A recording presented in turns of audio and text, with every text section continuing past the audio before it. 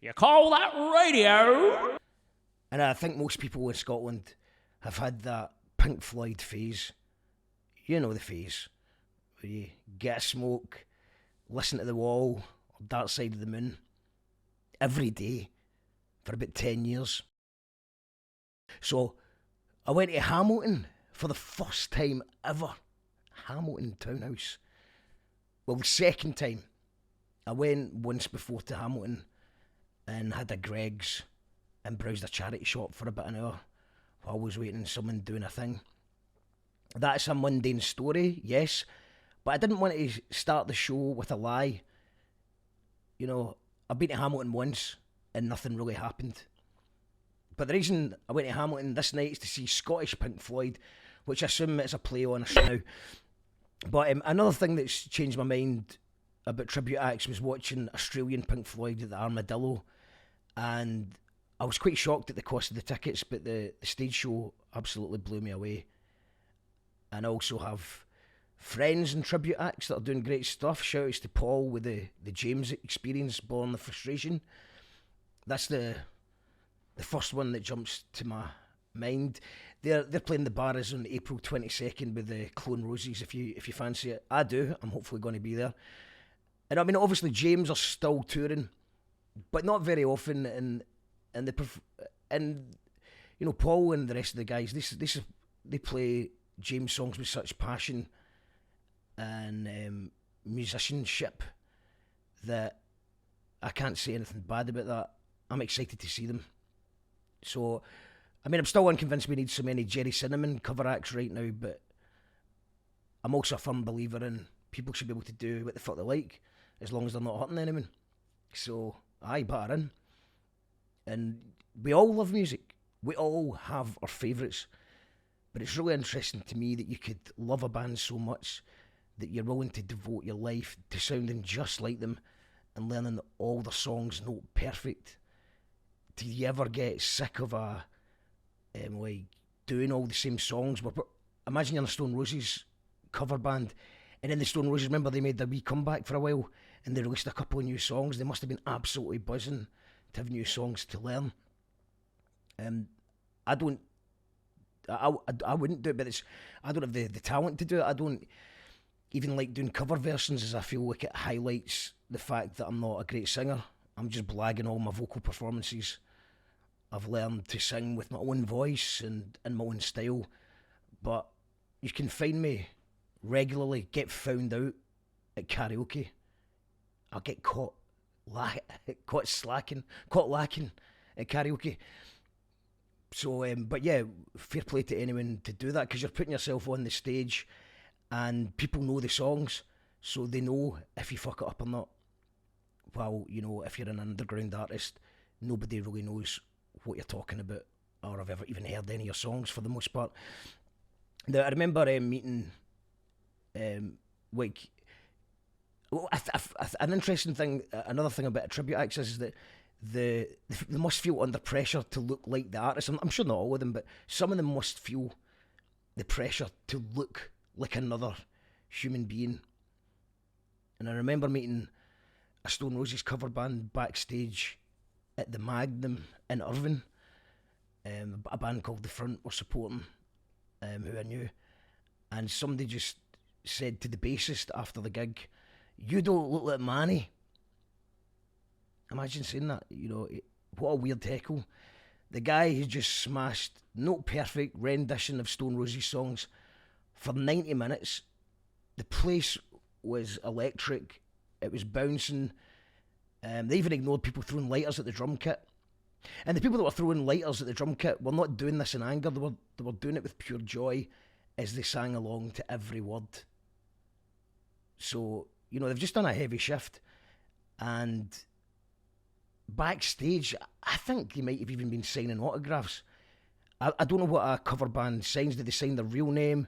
Do they sign the person that they're imitating? I don't know how that works, but just imagine you've just done a really good gig and you're buzzing, the adrenaline's flowing, and then someone pulls you up for your face not looking enough like another human being's face. Your face doesn't look like another a totally different person. And I wonder I wonder if that bothers them, or hopefully not. Hopefully they can just laugh it off. But anyway, back to Scottish Pink Floyd. Pretty much sold out a town hall in Hamilton, and their lead singer does look like Dave Gilmour. At least from a distance where I was in the moon seats. Is it a coincidence? Or is it maybe because people made him aware of the resemblance and he thought, I'll give it a go? Do you know what I mean? Like, was it a house party and he's belting out Comfortably Numb or something? And someone goes, you actually look like Dave Gilmour. And he's went, do you know what, I should just start a band. Or I should join a band that's already in existence. I don't know, but it shouldn't matter that you look like another human being. But it does help. Admittedly, it does help. It shouldn't matter. But for some reason, it adds to the illusion that you're actually watching Pink Floyd. And he looked enough like Dave Gilmour for me to buy into the concept that I was watching the real Pink Floyd. The first hour was a mixture of greatest hits from all the albums. So even though I had seen Pink Floyd covers before, it was some stuff that I'd never seen, like stuff from Division Bell, Piper at the Gates of Dawn. And they did a lovely tribute to a friend that was beautiful. And that Where Were You song, it was beautiful. And then after that, he points out a woman. So this is like the guy that looks like Dave Gilmour. He's the lead singer, by the way. He's not playing guitar like Dave Gilmour would be. He's just doing the vocals, but he looks a bit like Dave Gilmour. He points out there's a woman slumped over the balcony, and it's kind of quite a wee worrying moment. Everyone's like, is she alright? And everyone's sort of around her going, wake up, are you alright? And she's not really reacting to anyone. And then security turns up. Then she sort of wakes up. I think she was sleeping, and she says, I'm fine. And everyone around her is like, well, it's no. She's like, it's fine. And everyone's like, it's no fine. It's actually no fine. You might fall off the balcony. So they took her away down the stairs, and she seemed fine. To be fair, she did seem fine. But, you can't really be having a nap on top of a balcony with lots of people below you. And she did actually appear back upstairs later on, which is good for her, as that's obviously where she wanted to be. And, everyone is different at this gig. It's a mixed bag of older people, kids wearing Pink Floyd t-shirts. Some people are just starting their Pink Floyd phase, and others are still having that Pink Floyd of having a smoke, listening to The Wall, and smoking every day. At the age of 82. And there's people in the interval arguing over who's the bigger legend, Roger Waters or Dave Gilmour. And in my opinion, they're both legends. I think Gilmour seems to have been the nicer guy over the years. But I thought the way that both him and Paulie Sampson were talking shit about him a couple of weeks ago was a bit out of order. And I'm not going to agree with everything they say, but come on, let's not cancel any of them. They won't be around forever. Cancel them when they're dead. That's a more popular method these days, after all. But yeah, back to the gig. Good to hear. How can you have any pudding if you don't eat your meat?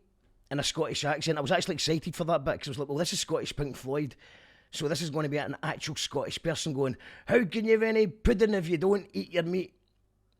But interestingly, even though they are Scottish, they rightly do an English accent, a version of an English person doing a Scottish accent, which actually works better. Because, the way I did it there, how can you have any pudding if you don't eat your meat? It's not actually a Scottish accent, it's imagining an English person doing an impression of a Scottish guy. And it was the right thing to do. So I liked that. It was just surprising, but it was great. Song selection was absolutely superb. Pink Floyd songs that I'd never thought I'd hear live. So it wasn't just the old classics, it was some, well, they're all classics, aren't they? But there was some just interesting tunes that they chose. So that was just a sort of compilation of tunes, and then there's an interval, and then they played Dark Side of the Moon for the second half. But during the interval, I just want to give you a wee tip. If you're ever at the Hamilton Townhouse, by the time we got to the bar, it was absolutely mobbed. There was a massive queue. So to avoid the queue, my top tip is, if you ever go to Hamilton Townhouse, is walk across the road. There's a curry house. I didn't eat any of the food, but it smelled amazing. Went in there, me and my bro, and we just had a quick drink in there, and then came back once the queue had died down. So part 2, Dark Side of the Moon, start to finish. And as you're about to hear late in this interview with Alan Bissett, Alan says quite rightly that it's probably the greatest album of all time. I would agree with that. The backing singers come into their own. The full band know it. Everything it flows so well. Everyone's reliving their youth. The youth are reliving their first joint, and maybe one day they'll form their own Pink Floyd tribute act, and the cycle will continue. The demand, I think, will always be there for these elite few bands to have people that want to imitate them, imitate their heroes with respect, and there'll always be a crowd who will lap it up. In the post-internet era, I don't see many bands ever being as widespread, known and loved, and even the younger generation coming through still love and adore all these songs. So, you know, these Pink Floyd, the Beatles, the Doors, Oasis, Stone Roses, Bob Marley, you know, things like that are always going to have their cover bands, and people will want to see that because they want to sing along to these classic songs that everybody knows word for word.